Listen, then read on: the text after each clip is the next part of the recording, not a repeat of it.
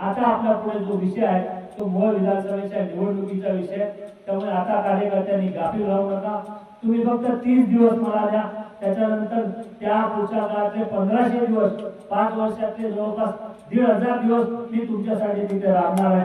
त्याच्यामुळे या पुढच्या काळामध्ये तुम्ही स्वस्थ बसू नका, मला स्वस्थ बसू देऊ नका आणि आपण मिळून एकदम हसत खेळत चांगल्या पद्धतीने, कुठल्या पद्धतीचा बर्डन न घेता, कुठल्याही पद्धतीचा संयम न दाखवू न देता एक चांगल्या पद्धतीच्या खेळीमेळीच्या वातावरणामध्ये आपण या पुढची विधानसभेची निवडणूक लढवणार आहोत. काही गोष्टी वेळेवर सोडायच्या असतात. या पुढच्या 13 तारखेला आचारसंहिता लागल्यानंतर 8 दिवसामध्ये या मोहोळ विधानसभा मतदारसंघातला चांगल्या पक्षाचा उमेदवार कोण असेल ते ठरेल आणि त्यावेळेला निश्चितपणे पुन्हा तुमच्या सर्वांच्या मनासारखं होईल आणि आपण सर्व उत्साहाने कामाला लागू आणि तुमच्या सर्वांचा असंच खेळ माझ्यावर राहू द्या अशीच विनंती या निमित्ताने करतो. आणि आपण एवढ्या शॉर्ट नोटीसवर कायम येत असता, कुठल्याही पद्धतीची अपेक्षा न ठेवता काय माझ्यासारख्या कार्यकर्त्याच्या मागे, शेवटी राजकारणामध्ये माझे आमदाराला कोण विचारतो, पण तुम्ही सर नेहमी दाखवता की मोहोळ विधानसभा मतदारसंघाचा माजी आमदार हा आमचा आजी आमदारापेक्षाही जास्त महत्वाचा आहे. त्यामुळे अशा पद्धतीची प्रेम करणारी लोक मला मिळाली हे मी माझं भाग्य समजतो आणि पुन्हा तुमच्या प्रेमाला, तुमच्या विश्वासाला या पुढच्या काळामध्ये कधीच तडा जाऊ देणार नाही अशा पद्धतीचा शब्द या निमित्ताने देतो आणि आपल्या सर्वांची रजा घेतो. जय हिंद, जय महाराष्ट्र. आणि मोहोळचं जे वैभव आहे, मोहोळची जी लौकिक आहे ते पुन्हा मोहोळला प्राप्त करून दिल्याशिवाय शांत बसणार नाही. शेवटी राजकारणामध्ये लोकांना जे पाहिजे असतं ते आपल्याला करावं लागतं. आपल्या मनात काय आहे, आपला इगो काय सांगतो, आपली हुकुमशाही काय म्हणते, हे त्या पद्धतीने वागून चालत नाही. लोकांच्या भावना ज्या असतात, लोक भावनेचा आदर करून आपल्याला राजकारणामध्ये भूमिका घ्यावी लागते. आपल्याला प्रशासनाला सोबत घेऊन लोकांच्या भूमिकेचा आदर करून मध्यम मार्ग काढावा लागतो आणि सर्वसमावेशक असं राजकारण करावं लागतं. या पुढच्या काळामध्ये ते सर्वसमावेशक राजकारण करण्याचं काम आपण सर्वांनी करूया. आणि काही गोष्टी राजकारणामध्ये बोलायच्या नसतात आणि इथे तर पत्रकार मित्र बसले, त्यांच्या समोर तर अजिबात बोलायचं नाही. त्यामुळे तुम्ही काळजी करू नका, बरोबर योग्य वेळी काय गेम करायची तुम्ही करतो. फक्त उद्या जर काही आपल्याला मिळालं तर आपली यंत्रणा म्हणजे अशी खडबडून जागी न होता ती व्यवस्थित सैन्य आपलं सज्ज असलं पाहिजे. त्या दृष्टीने आपण हे सगळं चालवलंय. आपण आपलं सैन्य सज्ज करतोय, आपली यंत्रणा आपण शाबूत काबूत आणि एकदम ताब्यात ठेवतोय, व्यवस्थित ठेवतोय. सर्व सरकारी कार्यकर्त्यांशी, नेत्यांशी आपण कम्युनिकेट, संवाद करतोय. उद्या उमेदवारी जाहीर झाल्यानंतर आपल्याला त्या ठिकाणी फार कमी वेळ मिळणार आहे. त्या कमी वेळामध्ये आपण ह्याला भेटलो नाही, त्याला भेटलो नाही, लोक नाराज होतात, दुखावले जातात. हा माझा मागच्या वेळेचा अनुभव आहे. त्यामुळे आपण आहे आता वेळ हातामध्ये, या वेळेमध्ये त्या वेळेचं योग्य नियोजन करतोय, लोकांना भेटतोय, लोकांशी संवाद साधतोय, नेत्यांना भेटतोय, योग्य नेत्यांना भेटतोय. ज्या नेत्यांना अहंकार आहे, ज्यांना गर्व आहे, त्यांना अजिबात भेटणार नाही आणि त्यांना भेटायची गरज देखील नाही. कारण शेवटी राजकारणामध्ये गर्वाचा अहंकार ठेवून राजकारण करता येत नाही. लोकांना सोबत घेऊन चालावं लागतं. लोक जर तुमच्या पाठी असतील तर तुम्हाला कोणी नेता घरी शोधत येईल, परंतु मी कोणीतरी मोठा आहे, मी सांगितले तालुक्यात होईल अशा अविर्भावात जर कोण राजकारण करत असेल तर अशा व्यक्तीला बाजूला ठेवून, अशा व्यक्तीला फाट्यावर मारून या मावळ्यांच्या जीवावर आपल्याला या पुढच्या काळामध्ये विधानसभेची निवडणूक लढायची आहे.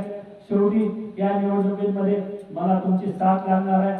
जसं आज मी 1चं 10 करण्याचा प्रयत्न करतोय, या पुढच्या काळामध्ये तुम्ही 10चं 20 करण्याचा प्रयत्न करा.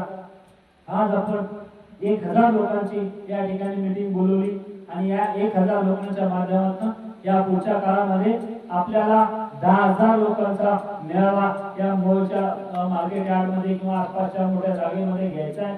येताना फक्त तुम्ही आज जसे आपल्या सोबत येताना 2 कार्यकर्ते घेऊन आला, तसे या पुढच्या काळामध्ये 27 तारखेच्या मेळाव्याला येताना आपल्यासोबत 10 कार्यकर्ते घेऊन या.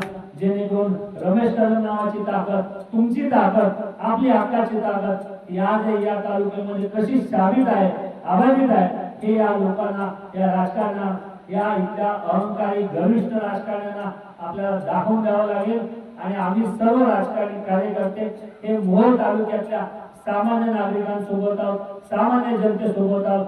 जे जनतेच्या हिताचं असेल, जे सामान्यांच्या हिताचं असेल, जे लोकांच्या हिताचं असेल, अशा पद्धतीचं विकासाचं राजकारण या पुढच्या काळामध्ये करू आणि या विकासाच्या राजकारणाला आम्ही सातत्याने पाठिंबा देऊ. हा पाठिंबा देत असताना आम्ही निश्चितपणाने कुठल्याही पद्धतीचा अहंकार गर्व बाळगणार नाही. आम्ही जमिनीवर राहणारे कार्यकर्ते, आम्ही जमिनीवर चालणाऱ्या कार्यकर्ते. आता प्रत्येक मेळाव्याला जो प्रदीप दादांनी या ठिकाणी उल्लेख केला, आपण लोकसभेच्या निवडणुकीच्या आधी आपण जो मार्केट यार्डामध्ये मेळावा घेतला, 5,000 लोकांचा आपण त्या ठिकाणी मेळावा घेतला.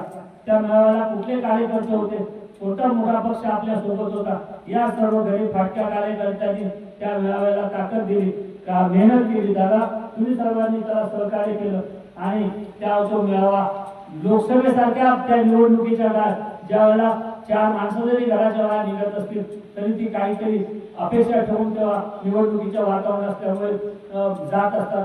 परंतु त्यावेळी देखील कुठल्याही पद्धतीची अपेक्षा न ठेवता, कुठल्याही पद्धतीचा आम्ही देखील त्यांना आमिष न दाखवता तेवढी लोक त्या मेळाव्याला गोळा झाली होती. मराठा आरक्षणाचा विषय आज गेली वर्षभर जरांगे पाटलांच्या माध्यमातून या महाराष्ट्रामध्ये ऐरणीवर आलाय. मी ज्यावेळेला 2014 साली आमदार झालो आणि त्याच्यानंतर 2015ला ज्यावेळेला मराठा समाजाची मुवमेंट या महाराष्ट्राच्या राजकारणामध्ये सुरू झाली आणि मराठा क्रांती मोर्चाच्या माध्यमातून लाखोच्या संख्येचे मोर्चे हे मुंबई सारख्या ठिकाणी, मंत्रालयाच्या सारख्या ठिकाणी यायला लागले आणि मराठा समाजाच्या ऐरणीचा विषय त्यावेळी देखील ऐरणीवर आला. तेव्हा देखील या मराठा समाजाच्या आरक्षणाला पाठिंबा देणारा एकमेव मी त्यावेळेला आमदार होतो ज्याने या मराठा समाजाच्या आरक्षणाला पाठिंबा देण्यासाठी स्वतःच्या आमदारकीचा राजीनामा दिला. आणि राजीनामा देण्याचं नुसतं नाटक केलं नाही, तर आमदारकीचा राजीनामा देत असताना एक पद्धत असते. त्या आमदाराने त्या आमदारकीचा राजीनामा स्वतःच्या लेटरहेडवर स्वतःच्या हस्ताक्षरात लिहून द्यायचा असतो. तसा स्वतःच्या लेटरहेडवर स्वतःच्या हस्ताक्षरात मी माझ्या आमदारकीचा राजीनामा मराठा समाजाच्या आरक्षणासाठी त्यावेळी दिला. म्हणजे निश्चितपणाने हा समाज, ज्या समाजाने दलित समाजाला देखील खूप काही दिलं.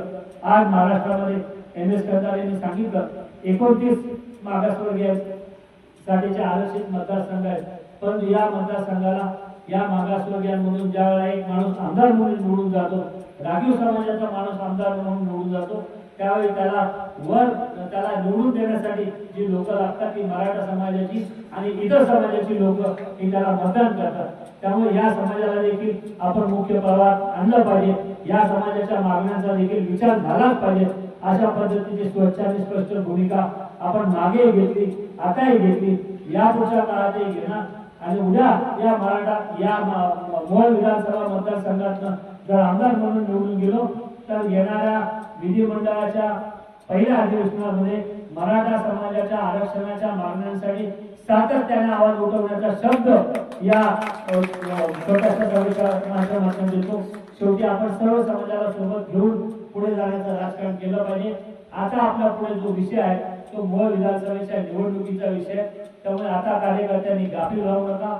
तुम्ही फक्त 30 दिवस मला द्या, त्याच्यानंतर त्या पुढच्या काळातले 1500 दिवस, 5 वर्षातले जवळपास 1,500 दिवस मी तुमच्यासाठी तिथे राहणार आहे. त्याच्यामुळे या पुढच्या काळामध्ये तुम्ही स्वस्थ बसून